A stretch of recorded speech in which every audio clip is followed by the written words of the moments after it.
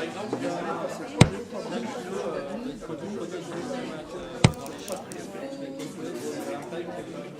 heureuse d'être parmi vous ce soir pour le lancement du défi Famille à énergie positive et puis naturellement ravie de constater le succès que cette initiative rencontre sur le territoire châtelleraudais. Il se trouve que si on fait quelque chose, beaucoup d'autres vont venir voir ce qu'on est en train de faire. Le défi Famille à énergie positive consiste justement à réduire notre consommation d'énergie dans ces bâtiments et ces logements qui, sur ce point, tout en nous étant familiers puisque ce sont les nôtres, ne nous facilitent pas vraiment la tâche. Oh, si on fait rien, ça ne changera rien. On joue le jeu. Moi, je crois qu'il faut jouer. C'est pour jouer le jeu. Oui. C'est pas voilà, le but de gagner ou autre. J'ai envie, voilà, dans ce défi, entraîner mes voisins avec moi et puis on va gagner. On n'a pas parlé du Poitou-Charentes. Le Poitou-Charentes, l'augmentation était de 1 degré. Donc ce concours de famille énergie positive, c'est tout simplement le fameux 8%, je vous l'ai évoqué à plusieurs reprises, c'est d'essayer de progresser, de faire un progrès, une amélioration en diminuant tout simplement nos propres consommations de 8%. Ces 8% d'économie, ça correspond simplement à une attitude raisonnée sur les consommations d'énergie. Entre 8 et 15%, c'est tout à fait faisable. Je sais pas.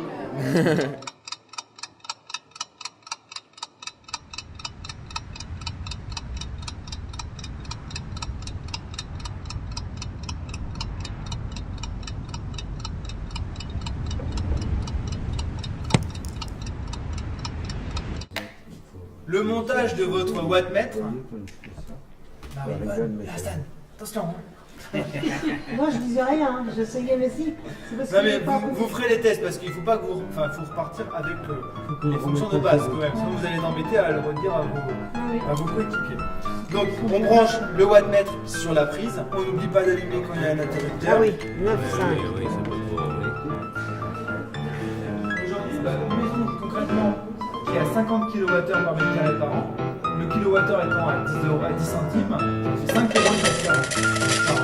La consommation, à même titre que celle de Karine, il faudrait passer sur 12 mois en référence. Entre les 6 mois, c'est parce que simplement le logiciel va faire trop d'hypothèses. Non mais c'est ardu. Hein. Alors par contre, non, mais ce qu'elle a consommé là-haut, ça ne change pas.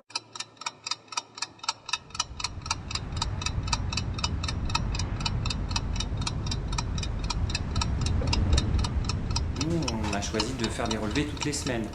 Donc voilà, ça permet aussi de rester en vigilance par rapport à notre consommation et de voir les résultats par rapport à des gestes qui sont mis en place. Donc ça aussi pour les enfants c'est intéressant puisque bon, on s'amuse toutes les semaines à aller regarder nos résultats hebdomadaires. Depuis le début, on tient un carnet de bord, c'est là où on met tout ce qu'on fait. Pendant 48 heures, on a eu un wattmètre pour mesurer la consommation des appareils. Le minuteur, ça sert à gaspiller moins d'eau. 5 minutes pour les douches normales et 7 minutes quand on se lave les cheveux. Donc là maintenant, on éteint la cafetière.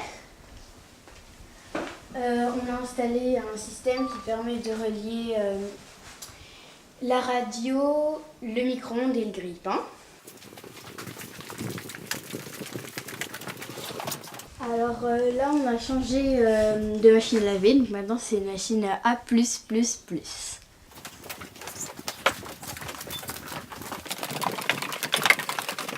Voilà, on a installé un rideau et maintenant on ferme les volets le soir quand on va se coucher.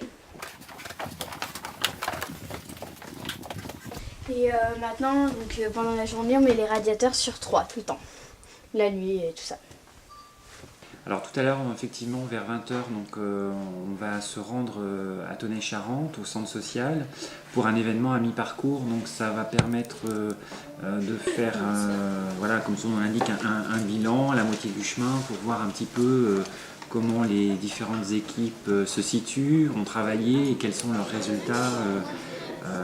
Et surtout, peut-être aussi pour partager des astuces, des trucs entre équipes. Et voici enfin les résultats.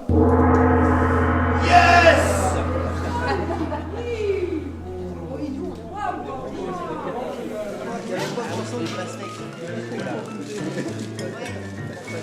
pouvoir se comparer et de voir, c'est toujours une bonne chose. Que jusqu'à maintenant, nous, au niveau de l'équipe, on a les résultats entre nous et on sait ce que ça donne. Et après c'est bien.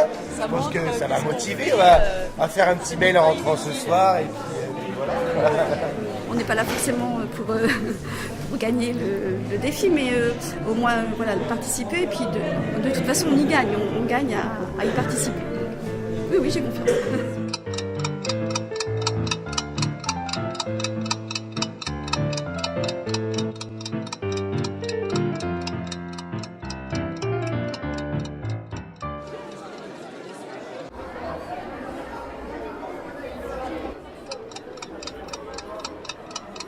Nous allons passer au moment tant attendu depuis presque 6 mois. Qui est l'équipe cette année qui en Poitou-Charentes a économisé le plus d'énergie, en tout cas a le plus progressé? Eh bien, ils nous viennent de Rochefort. Il s'agit des Colibris de Cabario.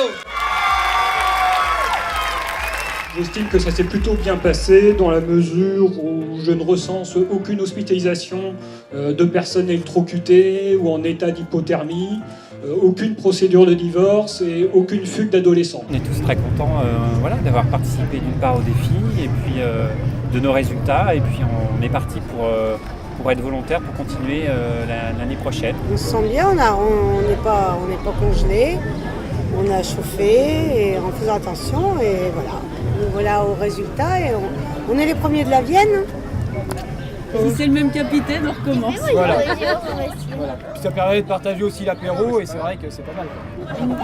Faut tenter l'expérience. Merci tout simplement à l'ensemble des 5 territoires et je rappelle des 228 familles qui ont relevé ce défi.